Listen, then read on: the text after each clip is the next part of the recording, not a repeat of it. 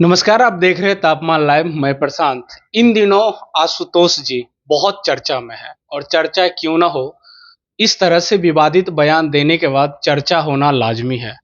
इन पर SC ST मुकदमा भी दर्ज हो चुका है। निश्चित रूप से ये भयभीत भी होंगे। बहुत सारी जानकारियां हैं, हम बातचीत करने का प्रयास करेंगे। आशुतोष जी भयभीत तो जरूर होंगे।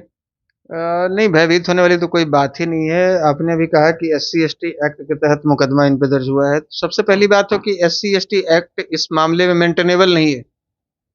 यदि एक्ट के तहत मुकदमा दर्ज किया गया है तो हम लोग इसके खिलाफ क्वेश्चन के लिए जाएंगे हाई कोर्ट में।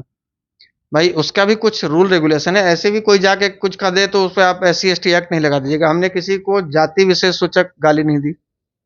हमने किसी को जाति शब्द बोलकर अपमानित नहीं किया। अब ये अलग बात है कि सारिका पासवान पासवान समाज में पैदा ली तो आगे पासवान लिखा हुआ है।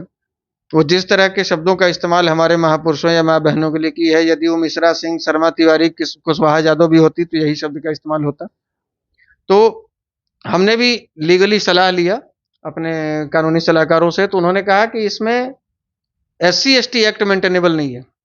एससी एसटी एक्ट नहीं लगेगा क्योंकि आपने इंटेंशनली किसी को जाति सूचक या जाति शब्द से संबोधित करते हुए गाली नहीं दिया है या इस तरह का अपमानजनक शब्दों का इस्तेमाल नहीं हुआ है। दूसरी बात है कि वो जो मानवीय भूल हुई थी वो हमारे आईटी टीम के द्वारा हुई थी, लेकिन हमने उसके लिए बाद में एक पोस्ट भी डाला था।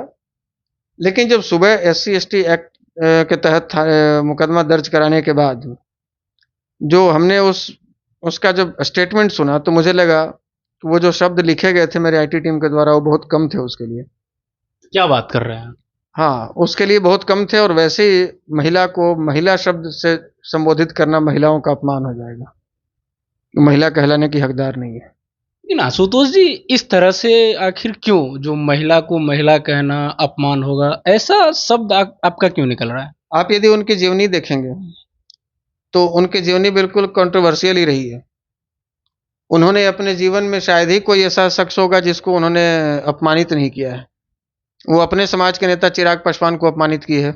आप वीडियो देखिए, हम नहीं कह रहे हैं, आप यूट्यूब पे गूगल पे सर्च कीजिएगा। उन्होंने जमुई सांसद अरुण भारती जी को उनके बाप के बारे में बोला कि उसका बाप कौन है उसको नहीं पता है। उन्होंने दलित समाज के शांभवी चौधरी के बारे में बोला, अशोक चौधरी जी को, कि वो बेटी बेचवा हैं। उन्होंने स्मृति ईरानी जी को कहा कि वो 5 एक्सेल कमर्शियल सिलेंडर है। ये महिला कहलाने के लिए? ये तो ताड़का और सुपनखा कहलाने लायक है। महिला कहलाने के लायक है ही नहीं। उसके शब्द देखिए किस तरह के हैं।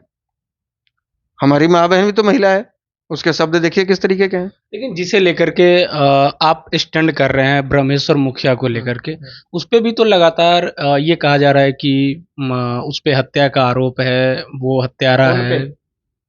उन पे और वो हमारे लिए आदर्श हैं। जो अपने जड़ जोरू की जमीन की रक्षा के लिए संघर्ष करने को तैयार नहीं होता, वो मर्द कहलाने के लायक नहीं है, वो हिजड़ा कहलाने के लायक होता है।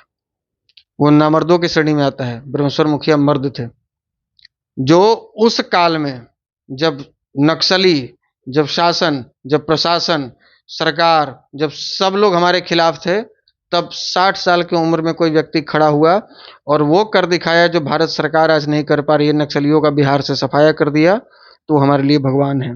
और लोग क्या बोलते हैं, चमड़ा का मुंह है, जिसका जो मर्जी होता है वो बोल देते हैं कि नरेश्वर मुखिया हत्यारा थे और उन्होंने कई लोगों की हत्या की।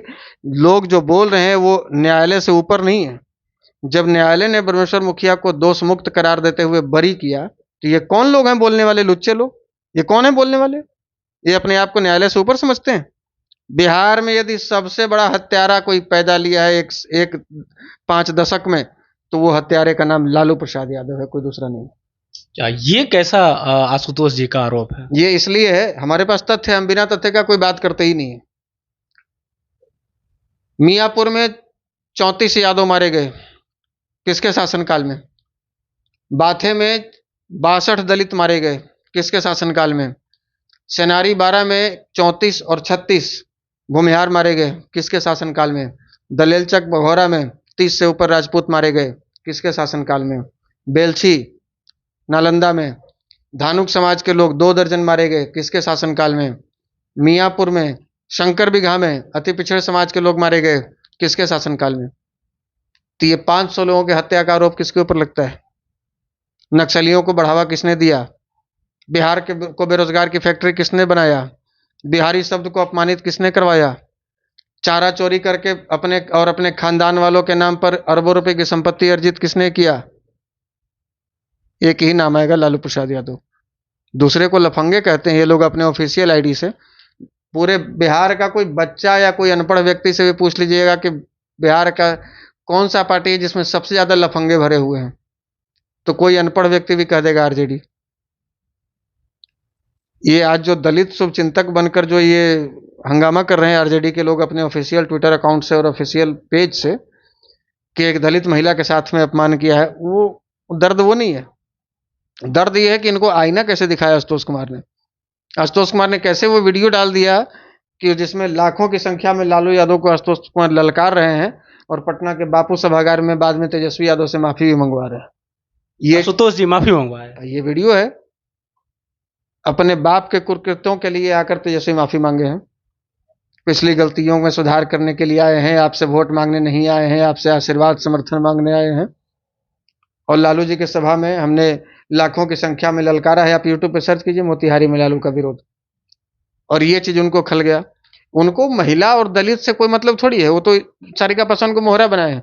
अगर उनको बहुत मतलब होता तो 4 दिन पहले का वीडियो है, इसी बिहार में एक पासवान समाज के गांव में जाकर आरजेडी के गुंडे, जो डीजे बज रहा था और महिलाएं नृत्य कर रही थी, वहां पासवान समाज का गाना बज रहा था, बोले गाना बंद कर, जादव जी के गाना बजाओ, हम नाचेंगे और तुम्हारी बेटी साथ में नाचेगी। वहां की महिलाएं बोल रही हैं, वीडियो दिखाएं। अभी 4 दिन पहले ही घटना है ये। वैशाली में, पटना में, गया में एक ही दिन में 3-3 रेप का मामला आता है। वो दलित समाज के लोगों को कौन लोग रेप किए जरा पता करवाइए। ये कौन से बिल में घुस गई थी चूहिया, उस समय क्यों नहीं बोली कि इसके जाति के साथ अन्याय हो रहा है? क्योंकि वो सब करने वाले इसके पार्टी के लफंगे थे। इसके पार्टी के लोग जो आज हमको लफंगा कह रहे हैं और 2 कौड़ी का बता रहा है जो लोग, वो लोग कहाँ घुस गए थे, कहाँ चला गया था इनका दलित प्रेम? और ये जो 2 कौड़ी का हमको बताए हैं तेजस्वी यादव अपने ऑफिशियल अकाउंट से पार्टी के, उनको हम बताना चाहते हैं कि मेरी औकात 2 कौड़ी ही सही लेकिन अपने दम पर है। और आपकी उपलब्धि ये है कि आपने आज तक अपने दम पर फूटी कौड़ी की भी औकात नहीं बनाई। आपकी जो भी औकात है आपके बाबूजी की वजह से है। आज भी लोग जानते हैं लालू प्रसाद का लड़का, हमको लोग जानते हैं आशुतोष कुमार। तो हमने 2 कौड़ी की औकात बनाई है, अपने बदौलत बनाई है, और आपने आज तक फूटी कौड़ी की औकात नहीं बनाई है। ये आपकी उपलब्धि है।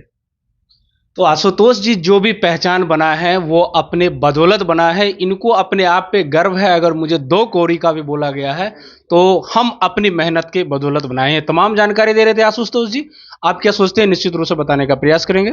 बहुत बहुत धन्यवाद।